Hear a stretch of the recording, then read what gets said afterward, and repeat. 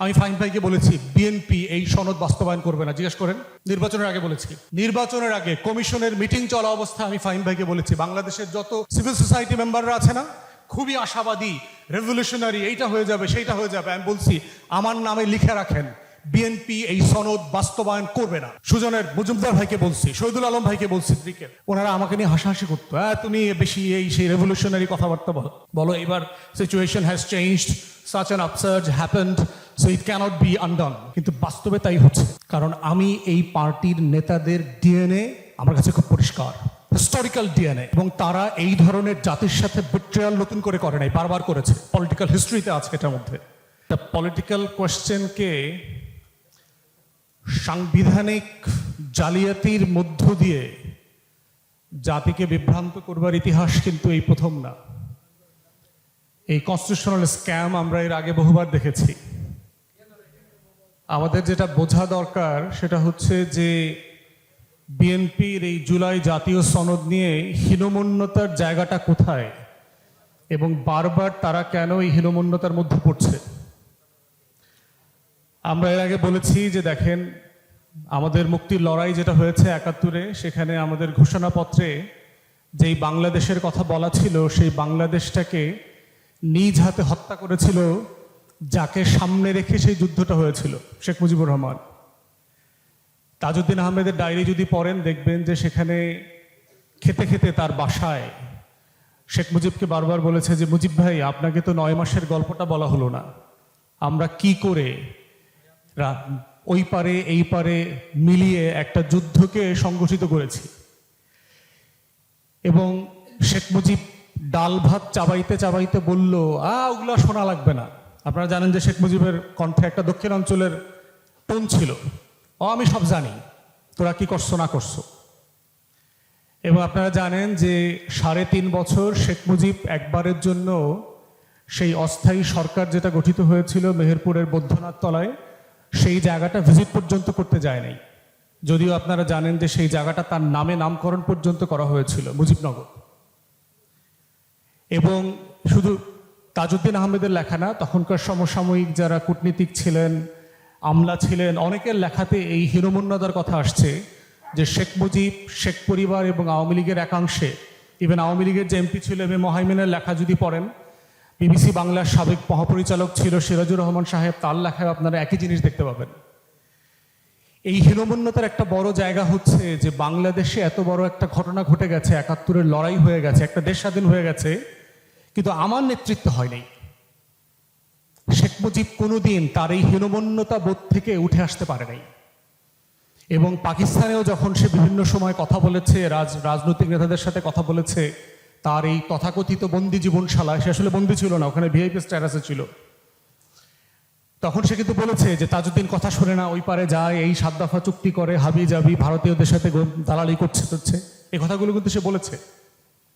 সে তো স্বাধীন বাংলাদেশ চাই নাই, প্রধানমন্ত্রী হতে চেয়েছিল। তারপরে যেটা ঘটে গেছে যে প্রধানমন্ত্রী হতে পারে নাই, মুক্তিযুদ্ধটা তার নেতৃত্ব পর্যন্ত হয় নাই। এই হীনমন্যতা বোধই কিন্তু আওয়ামী লীগকে চেতনা ব্যবসার নামে, ৭১ ব্যবসার নামে বাংলাদেশকে ভারতের কাছে বারবার বিক্রি করতে বাধ্য করেছে, তার এই হীনমন্যতা। এবং হিস্ট্রিতে আমরা দেখেছি যে এই হীনমন্যতাবোধ বিএনপির মধ্যে তারা বারবার প্রমাণ করেছে। দেখবেন যে ৭৫-এর পট পরিবর্তনের সবচেয়ে বড় বেনিফিশিয়ারি কারা? শহীদ প্রেসিডেন্ট জিয়াউর রহমান, বিএনপি এবং তার দল।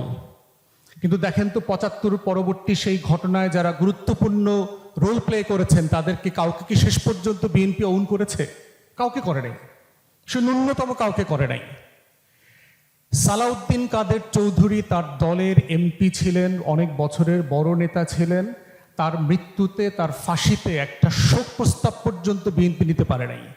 সমালোচনা করা তো দূরের কথা, এত লেভেলের হীনমন্যতা। আমার লানের ফ্রেন্ড এখানে আছে, শিশির, এই মামলার সাথে জড়িত ছিল, সে জানে যে বিএনপিকে হাত পাও ধরা হয়েছে সালাউদ্দিন কাদের চৌধুরীর ব্যাপারে স্টেটমেন্ট দেওয়ার জন্য, তারা দিতে রাজি হয়নি। তার এই পলিটিক্যাল ইনফিরিয়রিটি কমপ্লেক্স যেটা তার মাঝে কাজ করে প্রচণ্ড রকমভাবে। তারপরে দেখেন ৯০-এর ফ্রেমওয়ার্কের, ৯০-এ কনস্টিটিউশনালের সংবিধানের বাইরে গিয়ে শাহাবুদ্দিনকে এনে নির্বাচন করিয়ে এই যে একটা এক্সট্রা কনস্টিটিউশনাল রিয়ালিটিতে তাকে ক্ষমতায় আনা হয়েছে, তার বেনিফিশিয়ারি তো বিএনপি ছিল। বিএনপি কোনোদিন এই বিষয়টাকে অন করেছে যে আমাদের এই যে 3 জোটের ফ্রেমওয়ার্কের যে ন্যাশনাল প্লেস ছিল, ওয়াদা ছিল, সেটাকে আমাকে বাস্তবায়ন করতে হবে? সেটা করে নাই। আওয়ামী লীগ তো করেই নেই, তারপরে কথা।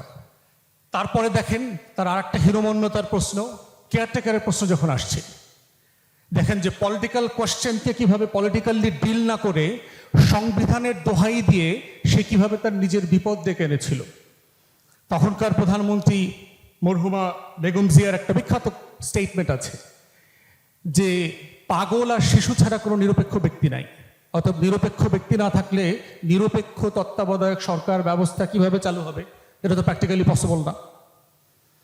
তারপরে হচ্ছে সংবিধানে তো এই ধরনের প্রভিশন নাই। সারা দুনিয়াতে পৃথিবীতে সব সময় নির্বাচিত সরকারি নির্বাচন আয়োজন করে, অথচ তার কয়েক বছর আগে মাত্র এই কথাগুলো যখন সে বলছে 93, 94, 95 সালে, সে নিজে কিন্তু এইরকম একটা নিরপেক্ষ তত্ত্বাবধায়ক সরকার ব্যবস্থা, যেটা সংবিধানে ছিল না, তার ফ্রেমে নির্বাচিত হয়ে 91-তে ক্ষমতায় আসছে। তাহলে যেই প্রসেসের সে বেনিফিশিয়ারি, সেই প্রসেসকে সে স্বীকার করে না, ওন করে না, এবং পাবলিকলি সংবিধানের দোহাই দিকে হিউমিলিয়েট করে।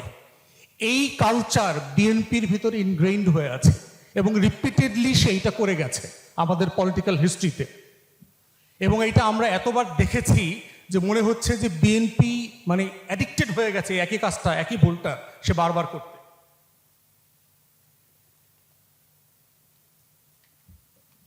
তাহলে এখন দেখেন আমরা সুধীজন যারা আছে, এই যে ফাহিম ভাই সাক্ষী, আমি ফাহিম ভাইকে বলেছি বিএনপি এই সনদ বাস্তবায়ন করবে না। জিজ্ঞেস করেন, নির্বাচনের আগে বলেছি।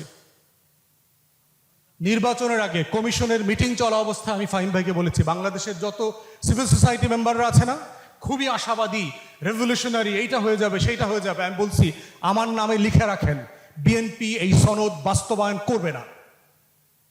সুজনের মজুমদার ভাইকে বলছি, শহীদুল আলম ভাইকে বলছি, দিকে ওনারা আমাকে নিয়ে হাসাহাসি করতো, তুমি বেশি এই সেই রেভলিউশনারি কথাবার্তা বলো, এবার situation has changed, such an upsurge happened, so it cannot be আনডন।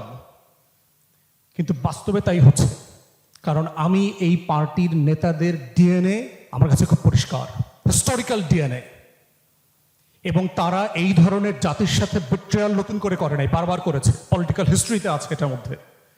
তাহলে এই যে এখন যে একটা যে প্রশ্নটা আসছে, এই প্রশ্নটার ব্যাকগ্রাউন্ডে হিস্ট্রিটা জানা এই কারণে জরুরি, কারণ বিএনপি অথবা আওয়ামী লীগ বাই ডিফল্ট এই কাজটা নতুন করে করছে না আমার জাতির সাথে। আমার জাতির যেহেতু গোল্ডফিশ মেমোরি আছে, আমরা বারবার ভুলে যাচ্ছি, মনে হয় এইবারই প্রথমে এই ঘটনাটা ঘটছে। No, it happened many a times in the past, বারবার ঘটেছে এই জাতির সাথে।